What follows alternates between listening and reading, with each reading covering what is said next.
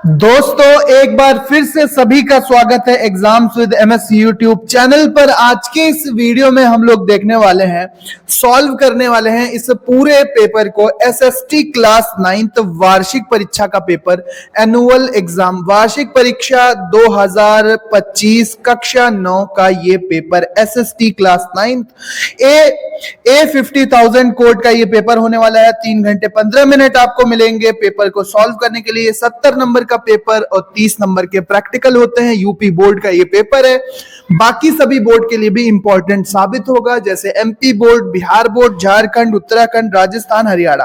तो चलो शुरू करते हैं और सॉल्व करते हैं इस महत्वपूर्ण पेपर को। आप यहां पर सारे निर्देश पढ़ सकते हैं। सबसे पहले 20 नंबर के ओएमआर प्रश्न आएंगे, जिन्हें आपको ओएमआर शीट पर करना होता है। 4 ऑप्शन दिए होते हैं और सही ऑप्शन आपको ओएमआर शीट पर भरना होता है।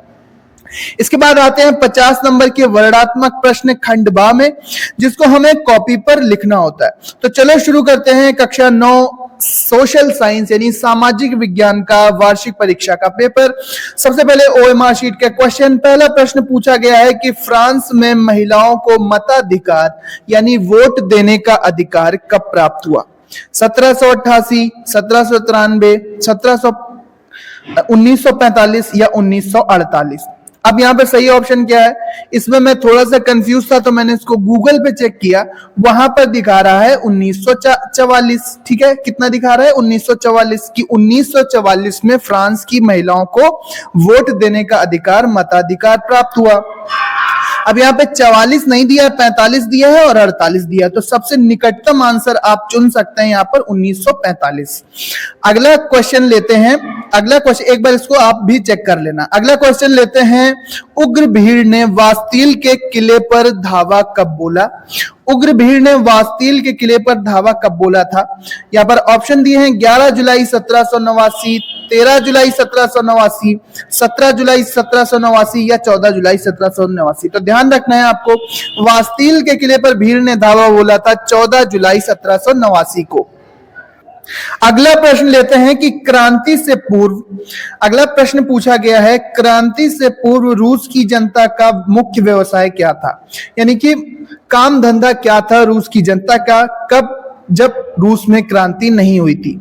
पहला ऑप्शन है व्यापार, खनन, कृषि या फिर कारखानों में काम करना। तो यहां पर आप सही ऑप्शन जानते हैं कि कृषि यहां पर रूस की जनता का प्रमुख व्यवसाय था। रूस की अधिकांश जनता का व्यवसाय था कृषि।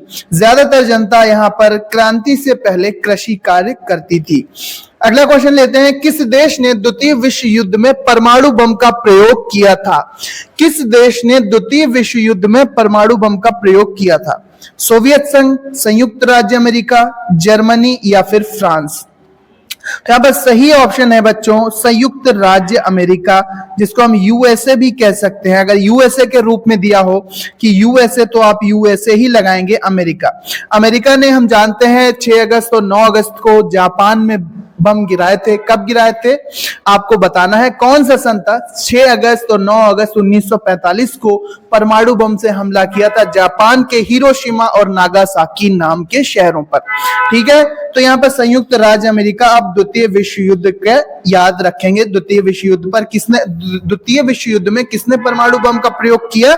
संयुक्त राज्य अमेरिका ने। अगला क्वेश्चन है, सेरेंगेटी पार्क कहां स्थित है? सेरेंगेटी पार्क कहां स्थित है? केन्या, तंजानिया, सूडान या जिम्बाब्वे? तो यहां पर सही ऑप्शन है तंजानिया। सेरेंगेटी पार्क कहां पर है? तंजानिया में। अगला प्रश्न लेते हैं, विश्व के इतिहास में दर्ज सबसे बुरा अकाल किस देश में पड़ा था? विश्व के इतिहास में दर्ज सबसे बुरा अकाल किस देश में पड़ा था? चीन, भारत, पाकिस्तान या जिम्बाब्वे? तो यहां पर सही ऑप्शन दिखाएगा चीन। यह अकाल 1958 से 1961 के तरफ पड़ा था चीन में अकाल। गूगल पर इसको मैंने सर्च किया तो वहां पर आयरलैंड का भी एक अकाल दिखाया, जो कि बहुत ही बड़ा अकाल था। लेकिन फिर जब मैंने इस शब्द का प्रयोग किया सर्च करने में कि विश्व इतिहास में दर्ज सबसे बुरा अकाल किस देश में पड़ा था, तो वो दिखा रहा है चीन। ठीक है, एक बार इसको भी चेकआउट कर लेना आप। ये थोड़ा सा क्वेश्चन कंफ्यूजिंग सा है, लेकिन यहाँ पर चीन ही सही उत्तर है। अगला प्रश्न है कि दक्षिण अफ्रीका में हाल ही में स्थापित लोकतंत्र के प्रथम राष्ट्रपति कौन है? हाल ही में जो लोकतंत्र की स्थापना की गई दक्षिण अफ्रीका में, इसके प्रथम राष्ट्रपति कौन थे? Nelson Mandela, Winnie Mandela, Desmond Tutu या फिर इनमें से कोई नहीं? तो कौन थे? नेल्सन मंडेला प्रथम राष्ट्रपति थे लोकतंत्र की स्थापना के बाद। अगला प्रश्न लेते हैं कि भारत में राष्ट्रपति चुने जाने की न्यूनतम आयु कितनी होनी चाहिए? 20 वर्ष, 35 वर्ष, 49 वर्ष या फिर 45 वर्ष? सही ऑप्शन है 35 वर्ष। भारत में राष्ट्रपति के लिए 35 वर्ष की आयु यहां पर होनी चाहिए। ऑप्शन बी आप ओएमआर शीट में गोला काला करेंगे, बबल फिल करेंगे, ऑप्शन बी वाला। नेक्स्ट क्वेश्चन है हमारे पास, गुआंतानामोबे जेल कहां है? गुआंतानामोबे जेल कहां है? रूस में, क्यूबा में, अफगानिस्तान में या अफ्रीका में? तो भैया ये क्यूबा की भूमि पर बनाया गया जेल है।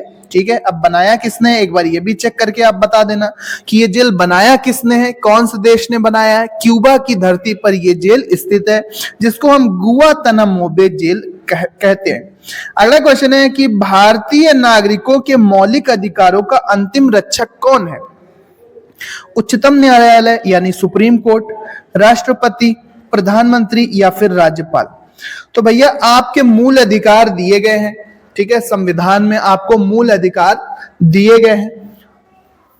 भाग 3 में आपको मूल अधिकार जो मिले हैं उनका अगर आपको कहीं भी मूल अधिकार नहीं प्राप्त हो पा रहे हैं या फिर मूल अधिकार का आपका हनन होता है किसी भी क्षेत्र में, समाज में, कानून में, किसी भी जगह पर अगर आपके मूल अधिकार जो कि संविधान ने आपको दिए हैं उनका हनन होता है तो आप सुप्रीम कोर्ट में ही जाते हैं एट द लास्ट। जब कहीं भैया सुनवाई ना हो, आपके अधिकार जो संविधान ने आपको दिए हैं उसमें गड़बड़ हो रही है, किसी से भी हो रही है, प्रशासन से, शासन से, किसी व्यक्ति से, मूल अधिकार में अगर आपके कमी आ रही है तो सबसे लास्ट में जब कहीं सुनवाई नहीं होगी तो भैया सुप्रीम कोर्ट आपके मूल अधिकारों की रक्षा करेगा।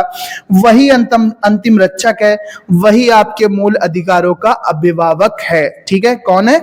उच्चतम न्यायालय, सुप्रीम कोर्ट।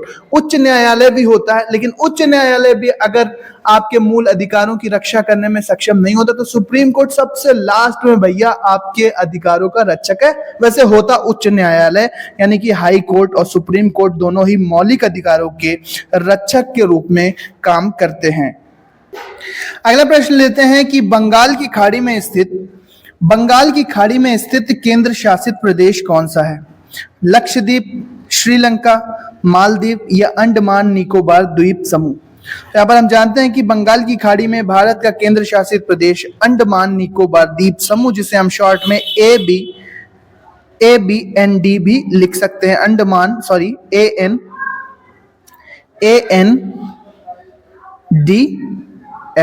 ठीक है, ये लिख देते हैं ऐसे ही वैसे। ठीक है, अंडमान निकोबार द्वीप समूह याद करने के लिए।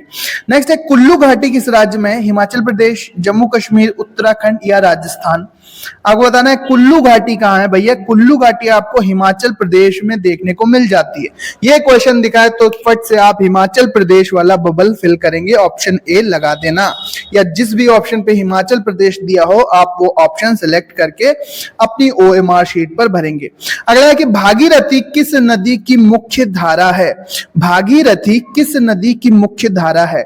सिंधु, कावेरी, नर्मदा या फिर गंगा? तो यहां पर ये गंगा की मुख्य धारा है, भागीरथी गंगा की मुख्य धारा है। ऑप्शन नंबर डी यहां पर करेक्ट हो जाएगा। अगला क्वेश्चन है भारत की जलवायु कैसी है? तो भैया भारत में अलग अलग जगहों पे अलग अलग जलवायु पाई जाती है, लेकिन फिर भी हम कह सकते हैं कि भारत की जो जलवायु है वो मानसूनी है। ठीक है, भारत की जलवायु में भैया कहीं पे बारिश भी ज्यादा होती है, कहीं पे गर्मी भी होती है, कहीं पे बर्फ भी पड़ती है, कहीं पे उमस भी होती है, कहीं पे सूखा भी पड़ता है, कहीं पे रेगिस्तान जैसी स्थितियां हैं। लेकिन फिर भी अगर मोटे तौर पे हम देखें तो भारत की जो जलवायु है वो एक मानसूनी जलवायु है, क्योंकि हम इसको गर्म नहीं बोल सकते कि भारत की जलवायु गर्म है, ना ही हम बोल सकते हैं कि भारत की जलवायु ठंडी है, ना ही हम बोल सकते हैं कि भारत की जलवायु शुष्क है। तो 3 को निकाल दो तो मानसूनी जलवायु यहाँ पर सही हो जाएगा। जनसंख्या वृद्धि का कारण क्या है? गर्म जलवायु, मृत्यु दर घटना, मनोरंजन के साधन में कमी, इनमें से सभी। तो भैया जनता बढ़ रही है, गर्म जलवायु में ठीक है, जल्दी परिपक्व हो जाते हैं लोग, ठीक है, तो वो रिप्रोडक्शन के काबिल हो जाते हैं, जिससे जल्दी जल्दी यहाँ पर जनसंख्या वृद्धि देखने को मिलेगी। मृत्यु दर धीमी है, इसलिए भी जनसंख्या वृद्धि, भैया जितने लोग पैदा हो रहे हैं उससे कहीं कम लोग मर रहे हैं अपने प्राकृतिक रूप से। मनोरंजन के साधन नहीं है, तो इस वजह से भी जनसंख्या वृद्धि देखने को मिलती है। इनमें से सभी, तो ये सभी लगाना है आपको। अगला क्वेश्चन, उत्पादन के कारक कौन से हैं? भूमि, मजदूर, भौतिक एवं मानव पूंजी। तो इनमें से सभी, भैया उत्पादन किसी चीज का करना है तो भूमि भी, कारखाना लगाना है तो भूमि भी चाहिए, मजदूर भी चाहिए, भौतिक एवं मानव पूंजी भी चाहिए। इनमें से सभी आप लगाएंगे। किसी भी प्रकार का उत्पादन आपको करना है तो ये सारे फैक्टर आपको चाहिए होंगे, इसलिए आप ये सभी लगाएंगे। अगला क्वेश्चन, विनिर्माण उद्योग किस क्षेत्रक में आते हैं? तो विनिर्माण उद्योग हम जानते हैं द्वितीयक क्षेत्रक में आते हैं। प्राथमिक क्षेत्रक में कौन आते हैं? कृषि, खनन, उत्खनन, मछली पकड़ना, पशुपालन, ये सब प्राथमिक क्षेत्रक में आते हैं। द्वितीय क्षेत्रक में उद्योग और विनिर्माण आते हैं। इसके बाद तृतीय क्षेत्रक में क्या आता है? सेवाएं आती हैं, जैसे बैंकिंग, टीचिंग, ठीक है, मेडिकल फील्ड, ये सारी सेवाएं आपके तृतीय क्षेत्रक में आती हैं। अगला प्रश्न लेते हैं बच्चों, निम्नलिखित में से कौन, अगला प्रश्न है कि स्वर्ण जयंती ग्रामीण रोजगार योजना कब शुरू की गई थी? 1997, 1999, 2001 या 2003? तो स्वर्ण जयंती ग्रामीण रोजगार योजना 1999 में सही शुरू की गई थी। ऑप्शन नंबर बी करेक्ट है इसका। अगला प्रश्न है कि निम्नलिखित में से कौन सा उत्पादन का स्थिर साधन है? तो श्रम, भूमि, श्रम, पूंजी, मानव, सभी उत्पादन के साधन है, लेकिन उत्पादन का जो स्थिर साधन है वो भूमि है। ठीक है, भूमि उत्पादन का स्थिर साधन है। श्रम आप बदल सकते हैं, 4 मजदूर थे, 10 मजदूर आपने लगा दिए। पूंजी आपने कल 100 रुपए लगाए थे, आपने 500 लगा दिए। मानव भी घटते बढ़ते रहेंगे, लेकिन भूमि भैया जितनी है उतनी ही रहेगी, तो ये उत्पादन का स्थिर साधन है। नेक्स्ट क्वेश्चन है कि निम्नलिखित में से कौन सी प्राथमिक गतिविधि नहीं है? तो जो भी नेचर से होता है प्राथमिक गतिविधि होती है, जैसे कृषि, खनन, उत्खनन, पशुपालन, मछली पालन। तो कृषि, खनन, उत्खनन, ये सब प्राथमिक है। ये क्या है? बैंकिंग, ये सेवा क्षेत्र है, ये तृतीय क्षेत्रक में आ जाता है। अब वर्णनात्मक प्रश्न लिखने वाले 20 नंबर के OMR प्रश्न कंप्लीट हो गए हैं। बढ़िया प्रश्न थे आपके वार्षिक परीक्षा के लिए। अब 80 शब्दों में आपको उत्तर देना है। 80 शब्दों में 4 नंबर में उत्तर देना है आपको कि फ्रांस के इतिहास में 14 जुलाई का क्या महत्व है। फ्रांस के इतिहास में 14 जुलाई का क्या महत्व है, यहां पर आपको लिखना है। नहीं आता तो आप लिखेंगे बंजारों के रहन सहन के ढंग का वर्णन कीजिए, या फिर आप ये करेंगे या फिर आप ये करेंगे।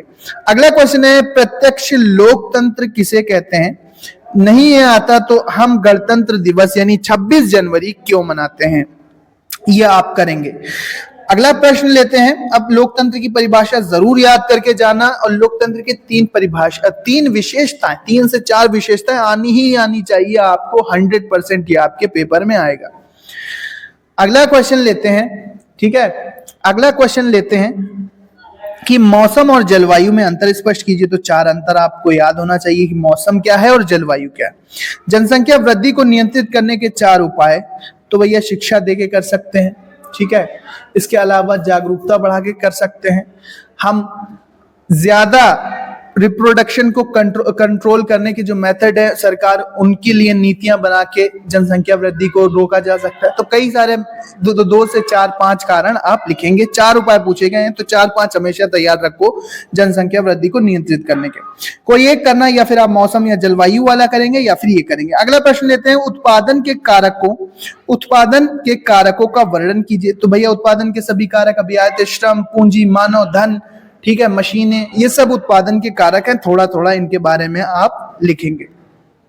नहीं आता ये वाला नहीं करना तो आप कर सकते हैं, अथवा में दिया है मानव पूंजी के निर्माण से क्या आशय है, इनसे भारत की कैसे सहायता, इसने भारत की कैसे सहायता की है। क्या है? मानव पूंजी निर्माण से क्या आशय है, इसने भारत की कैसे सहायता की है। अब आ जाते हैं 150 शब्दों में जिनका उत्तर आपको देना है। रूस की क्रांति का रूसी समाज पर क्या प्रभाव पड़ा। अगला प्रश्न है, अगर आपको ये नहीं आता रूस की क्रांति वाला नहीं करना है, ये 6 नंबर का प्रश्न है। नहीं आता तो आप ये वाला कर सकते हो कि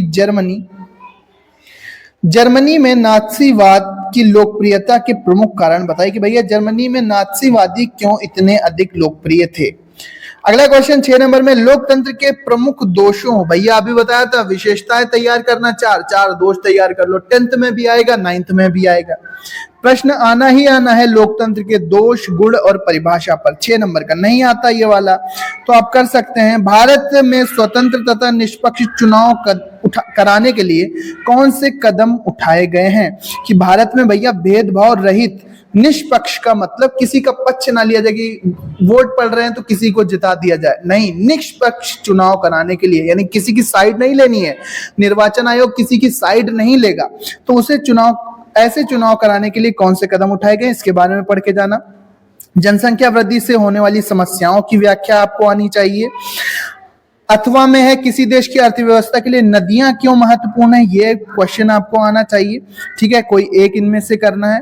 इसके बाद है भारत में निर्धनता के कारणों की विवेचना करना है कि भारत में निर्धनता क्यों है, गरीबी क्यों है। 4-6 कारण आप तैयार रखेंगे। नहीं आता तो आप मानव पूंजी निर्माण में स्वास्थ्य की भूमिका स्पष्ट करेंगे। सब जानते हैं क्या पूछा जा रहा है क्या नहीं पूछा जा रहा है, एक बार रिवीजन कर लेना अपने नोट्स का, अपने बुक्स का, क्वेश्चन बैंक से सारे क्वेश्चन अच्छे से तैयार करके जाओगे तो काफी अच्छे नंबर आपको मिलेंगे। मानचित्र के प्रश्न, विश्व का मानचित्र आपको दिया जाएगा, वर्ल्ड मैप दिया जाएगा, उसमें आपको इस चिन्ह से, ये देखो चिन्ह दिया है, कहां दिया है, ये दिया है, ऐसा चिन्ह आपको एक बनाना है। ठीक है, और उसमें क्या शो करना है, फ्रांस कहां है, लिथुआनिया कहां है, चेकोस्लोवाकिया कहां है, पोलैंड कहां है और जापान कहां है। अगला प्रश्न है कि भारत का मानचित्र आपको दिया जाएगा, उसमें आपको गोदावरी नदी को इस निशान से दर्शाना है, पूर्वी तट पर स्थित एक पत्तन को इस निशान से दर्शाना है। ठीक है, पूर्वी तट पे कौन कौन से बंदरगाह है भैया, आप चेन्नई बंदरगाह ले लो, इसके अलावा विशाखापट्टनम बंदरगाह ले लो। ठीक है, कोई भी आप बंदरगाह, पूर्वी तट का कोई भी बंदरगाह प्रदर्शित कर सकते हैं। सांभर झील को इस चिन्ह से दर्शाना है। सांभर झील कहाँ है, कमेंट करके बताओ जरा कि सांभर झील कहाँ पर स्थित है। इसके बारे में आप उस स्थान पर, भारत का जो मैप दिया जाएगा उस स्थान पर आप ऐसा एक चिन्ह बना देंगे। चेन्नई नगर कहाँ है भैया, तमिलनाडु में चेन्नई नगर पर आप इस तरह से निशान दर्शक। भैया मानचित्र तभी कर सकते हो, मानचित्र को ध्यान से देखा करो दिन में 2-4 बार, 10th में भी काम आएगा, 9th में भी काम आएगा कि आंध्र प्रदेश कहाँ है, गुजरात कहाँ है, हरियाणा कहाँ है, महाराष्ट्र कहाँ है, राजस्थान कहाँ है, कुछ भी मानचित्र में पूछ लेते हैं। उत्तर प्रदेश कहाँ है, हिमाचल प्रदेश कहाँ है, उत्तराखंड है, मेघालय, मिजोरम, त्रिपुरा, नागालैंड, असम, अरुणाचल प्रदेश, ये सब कहाँ है, थोड़ा आइडिया होना चाहिए माइंड में कि कौन कहाँ है, तभी आप इसको आराम से लगा पाएंगे। चंद्रप्रभा अभ्यारण्य को इस निशान से आप दर्शाएंगे। तो ये पूरा यहाँ पर पेपर है, बेहतरीन यहाँ पर सारे क्वेश्चन मैंने आपके तक पहुंचाए, इसलिए वीडियो को शेयर जरूर करना। और ये पीडीएफ आपको हमारे टेलीग्राम चैनल पर मिलेगा। डिस्क्रिप्टिव के जो भी मैंने आपको बताया है कि कैसे सॉल्व करना है क्वेश्चन जो लिखने वाले थे। बाकी अगर नहीं आता आपको तो सॉल्यूशन के लिए आप कमेंट में लिख दो कि इसका सॉल्यूशन हमको चाहिए भैया, मैं इसका सॉल्यूशन आपको पीडीएफ के द्वारा प्रोवाइड करा दूंगा टेलीग्राम चैनल पर। और हो सके तो हो सकेगा तो इसका वीडियो भी जल्द से जल्द आपको सॉल्यूशन का दिया जाएगा। सो मिलते हैं अपने नेक्स्ट वीडियो में, पढ़ते रहो, आगे बढ़ते रहो। इसी तरह के इंपॉर्टेंट वीडियोस के लिए चैनल को सब्सक्राइब करके जरूर रख लेना। सो मिलते हैं नेक्स्ट वीडियो में। Thanks for watching. सभी मॉडल पेपर प्राप्त करने के लिए चैनल को जरूर सब्सक्राइब करो। जय हिंद, मिलते हैं अपने नेक्स्ट वीडियो में।